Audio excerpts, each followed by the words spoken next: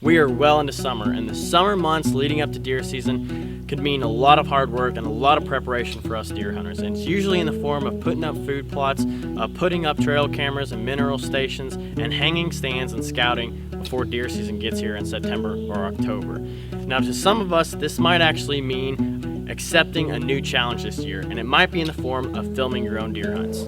Now, when it comes to filming hunts, whether you are filming another hunter or actually filming yourself and trying out self-filming, it's pretty much a big challenge. And I've really taken the last 3 years to try to develop my own self-filming skills, and I like it when I am successful. It's a really fun hobby, it's a really fun passion, and it's just it's something to do up in the deer stand in those long hours, and it's very rewarding when you're successful. But this is a really big topic and a really good piece of content that I know everybody would like to see a little bit more of, especially when they're just getting into filming and they're just trying to learn the basics of what camera gear to use, how to set it all up in a tree, basically how to film and what you need to look out for. It's a huge topic and I want to try to tackle it, but I'm gonna have to break it up into series. And this first one is going to be actually covering the camera gear itself and what you need to look into to buy for an amateur setup. Really, the first thing that you have to determine is what you're going to be, what are you filming for? Are you filming for TV show quality for a TV show, you're a pro staff member, or are you just filming for a web show, or just to put it on your own little website? Or are you just filming for family and friends? You just need an entry-level basic camera. And once you consider that, it really helps steer you in the right direction as far as what main camera to get and where to spend your money. But the first one I'd like to suggest, and I know a lot of guys use this, I have experience with it myself, and I use it on some of my hunts, especially when I'm self-filming. But it's the Canon Vixia HF G10 is what I have, but the 20, the 30, those cameras are pretty good cameras for filming your hunt, especially self-filming your hunt. You can pick up a small, very zoom remote that hooks on the handle of your fluid head that connects and works well with the camcorders. And again, you can control focus, you can control zoom, you can turn the camera on and off and record. So it makes it really easy self-filming when you can grab that handle and operate the camera that way.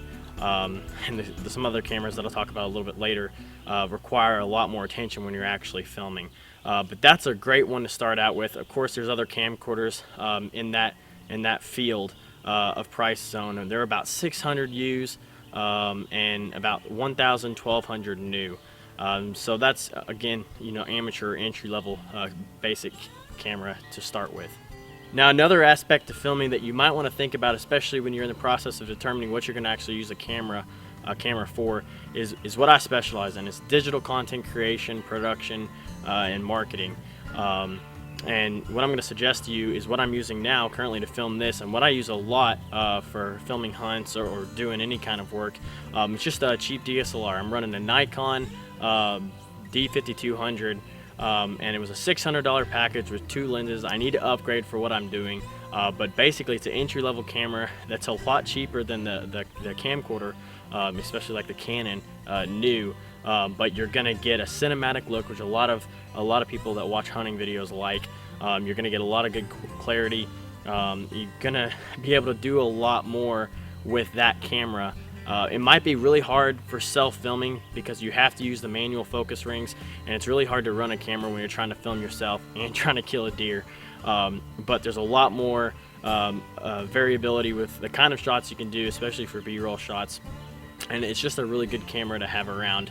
And the other thing you want to think about is it's a multifunctional camera or multifaceted camera. You can video your hunts, but you can also take high quality pictures. And while that might ring good in your ears for hero shots, there's a lot more you can do with it, especially for features for your videos, features for blogs, or if you're working for prostaff, you can take cameras and send it in the brand or product that you're really filming for.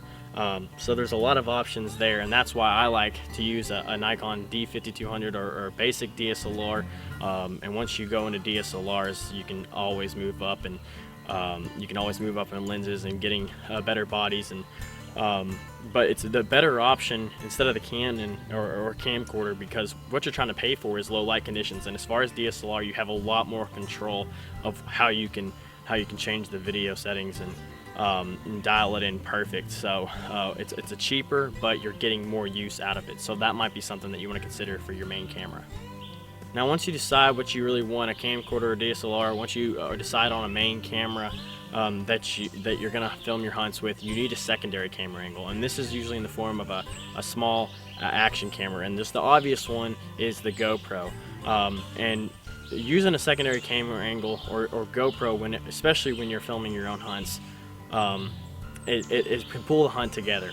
And what I mean by that is I usually take out my DSLR when I film. So when I'm trying to focus, or when I'm trying to zoom in, or I bump the camera with my arm, or it's just really shaky raw footage that I really don't want to use, I can cut away to that GoPro footage and cover it up. But it also gives that secondary angle. It shows you what I'm doing, how I'm trying to film, what I'm doing as that deer is coming in. It really pulls the hunt together and gives you everything that's happening and gets you actually in that tree with the hunter. So that's something that you definitely need.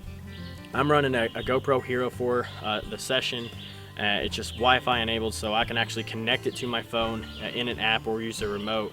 But I like using my phone because I can actually preview what that GoPro is, what that GoPro is going to film, and I can get the angle perfect, as well as turn it on from my phone, so I don't have to worry about reaching up whenever I hear a deer coming. I can just worry about that main camera, turn on my phone, click it on, and start filming as that deer comes in, and film the actual shot and film the hunt. So that advice really deals with the video portion, what kind of main cameras that you want to run, what else you need to determine before you actually select the camera and start filming your own hunts. But the next step, especially when videoing your own hunts or videoing educational videos like this, is audio. Now, for audio purposes, the audio in your main camera isn't probably going to do it justice as far as what you want for hunting or videoing. And obviously the most basic or simple mic to get is just a regular shotgun mic. And if you're running a DSLR or you're running a camcorder, just a basic shotgun mic is going to run you anywhere from $100 to $250. I just run a Rode mic. It was about $150. It works with my DSLR, it works with the Canon. I just have to get a hot shoe adapter for the Canon. But it's not a bad option. I use it when I'm doing educational videos. I have a simple lapel mic, and a lot of people try to go that way, especially for interviews. But for the same price lapel mic as the shotgun mic is going to give you a lot better audio. The lapel mic, when you're dealing with the cheaper models, it can get pretty grainy. It can get pretty staticky. No matter how you dial it in, it's just kind of hard to dial in on the cameras. But a shotgun mic, usually you can hook it up. You play with the settings obviously on the camera, but it does pretty good audio for the hunt. So really those are the basics of starting to film hunting or starting to film your own deer hunts. And after you make the initial purchase of the main camera gear, you need to go ahead and get ready for extra costs. And what I mean by that is your secondary purchases. You got your main camera, you got your secondary camera, you got your audio system. That's the basics of what you need for filming. But then you're going to have to look into getting a tripod, a fluid head, a camera arm for filming in the tree. You're going to have a lot of extra costs. You're always going to spend extra money on batteries, lenses for DSLR, little fixes, little accessories. There's always something that you could spend your money on when you start filming your own hunt. So just expect those costs. But in this segment, I really wanted to talk about the basic camera gear and how to start actually filming your hunt. The next segment is going to be about that extra gear, the tripod, the fluid head, what camera arm you need to get when you're actually up in the tree filming a deer hunt. That's really important. So we're going to talk about that and what's the best for your money there and what are your best options. So that's this segment, and look out for the next segment on buckadvisor.com on filming your own deer hunts this year.